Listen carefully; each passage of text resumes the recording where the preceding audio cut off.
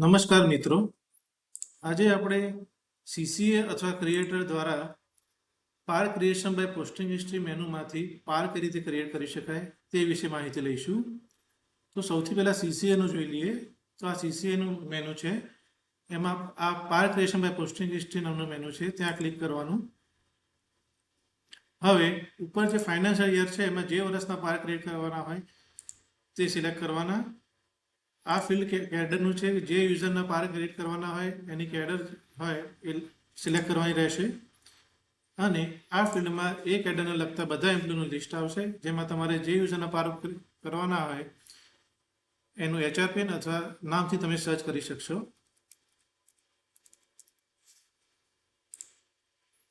હવે અહીંયા begin date અને એન્ડ ડેટ, મતલબ આ પારનો ટુકડો ક્યાંથી શરૂઆત થશે અને ક્યાં એન્ડ થશે. તો હવે આ યુઝરની આપણે પહેલાં પોસ્ટિંગ હિસ્ટ્રી જોઈ લઈએ. તો અહીંયા જે રીતે દેખાય છે તે રીતે 2025-26ના પાર માટે આ યુઝરના બે ટુકડા પડે છે, એક 1/4/25 થી 24/26નો અને બીજો 25 સ્ટાર્ટ થાય છે. તો આ દિન સુધીના ટુકડા બની જશે. હવે સબમિટ પર ક્લિક કરવાનું રહેશે.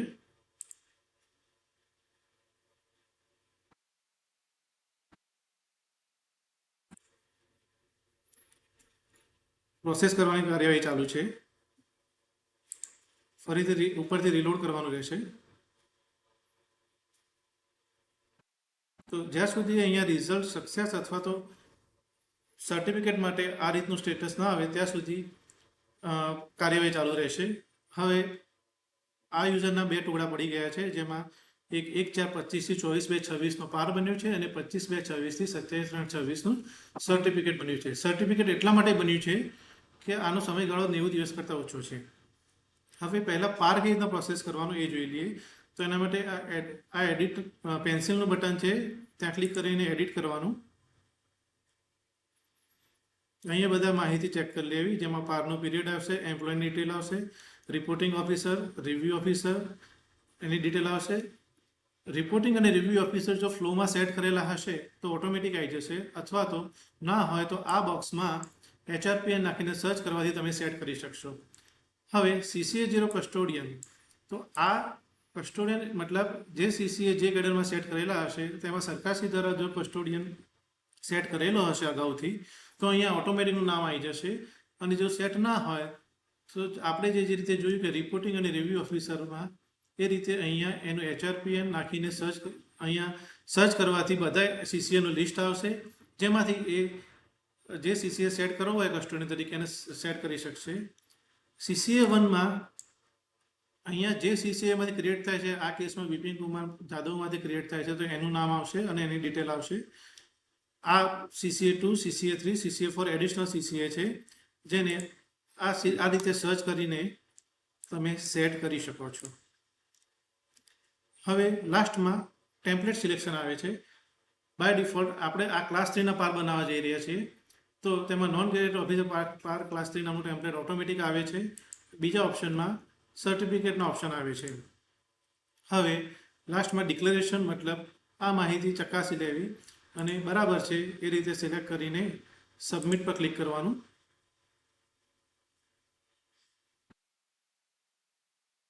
તો તમે જોઈ શકો છો કે રિઝલ્ટ અહીંયા સક્સેસ છે.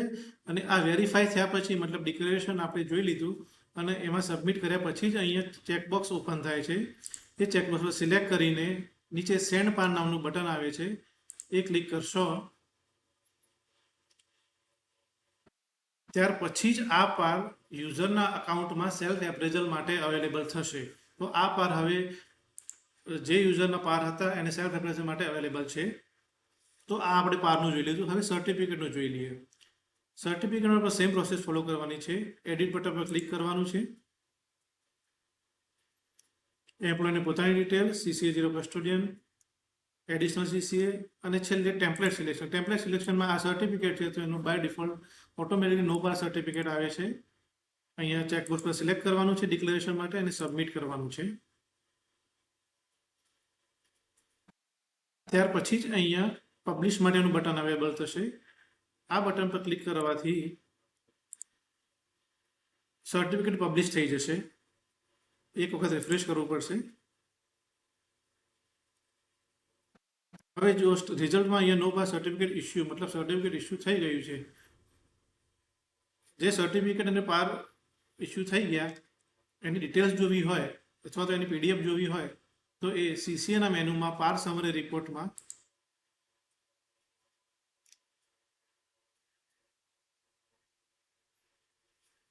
અહીંયા નીચે જોઈ શકાશે.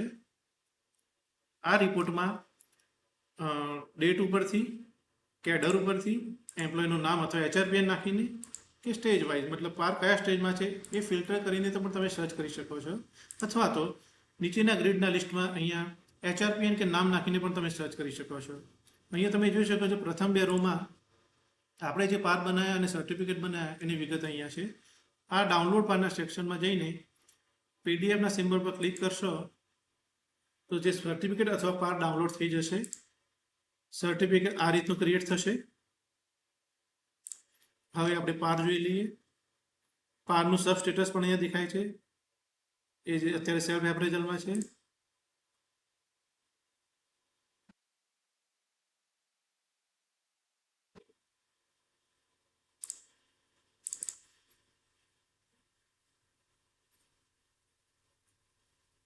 તો આ રીતે પાર પણ ક્રિએટ થઈ જશે.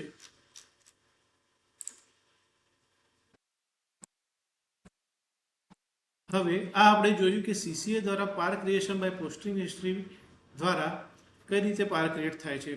પાર ક્રિએશન બાય પોસ્ટિંગ હિસ્ટ્રીમાં એટલું યાદ રાખવાનું છે કે પોસ્ટિંગ હિસ્ટ્રીમાં જે રીતે ટુકડા પડ્યા હશે જેમાં તેમના ઓફિસર, રિપોર્ટિંગ ઓફિસર અને રિવ્યુ ઓફિસર ચેન્જ થતા હશે, એમની પોઝિશનો ચેન્જ થતી હશે અથવા તેના નામ ચેન્જ થતા હશે તો એ પ્રમાણે ટુકડા લઈને આવશે. હવે આપણે જોઈએ કે પાર ક્રિએટર દ્વારા પાર કઈ રીતે ક્રિએટ કરી શકાશે. તો એના માટે હું ક્રિએટરના મેનુમાં સ્વિચ કરું છું. આ ક્રિએટરનું લોગિન છે જેમાં સીસીએની જેમ અહીંયા પાર ક્રિએટરનું મેનુ અવેલેબલ થશે. તેમાં જે 4 ઓપ્શન છે એ સેમ સીસીએ જેવા જ છે. એમાં પાર creation by posting history select કરીશું અને આગળની જે પ્રોસેસ છે એ સેમ રહેશે જે આપણે સીસીએના જોયું. ધન્યવાદ.